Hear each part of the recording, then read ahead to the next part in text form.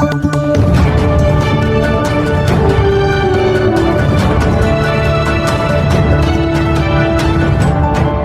અમદાવાદના વટવા જીઆઈડીસીમાં અયોધ્યાના નવનિર્મિત મંદિરમાં અર્પણ કરાવનાર અજય બાણ રામબાણ તીર સોનું ચાંદી પિત્તળ તાંબુ લોખંડનું 11.50 કિલો વજન ધરાવતું અને 5 ફૂટ લંબાઈનું આ અજય રામબાણ તીર અથાગ પ્રયાસોથી બનાવવામાં આવ્યું. પરિચય આપો. જય ભોલે ગ્રુપ અમદાવાદના ફાઉન્ડર દીપેશ પટેલ. ખાસ કરીને અયોધ્યામાં નવનિર્મિત ભગવાન રામ માટે એક અજય બાણ તૈયાર કર્યું છે.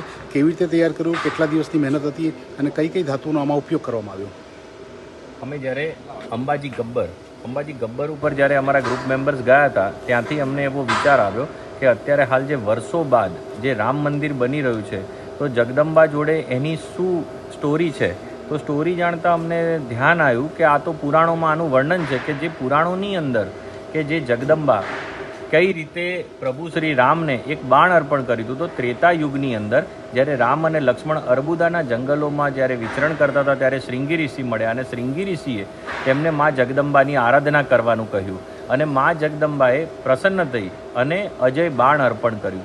અજય બાણ જ્યારે તેમને અર્પણ કર્યું ત્યારે રામ ભગવાને રાવણનો વધ કર્યો. તે જ અજય બાણથી રાવણનો વધ કર્યો અને આ જે અજય બાણ છે તેનું અમે અહીંયા આગળ 5 જ દિવસની અંદર 5 ફૂટ લાંબુ અને 11.5 કિલો વજની આ એક અજય બાણ તૈયાર કરવામાં આવ્યું છે, જે સોનું ચાંદી તાંબુ પિત્તળ અને લોખંડ 5 ધાતુ નિર્મિત બનાવવામાં આવ્યું છે. અને તે બનાવવામાં અમે પૂરતું ધ્યાન રાખ્યું છે કે ભાઈ વેદ છે તો 4 વેદ છે, એમાંથી એક યજુર્વેદ છે.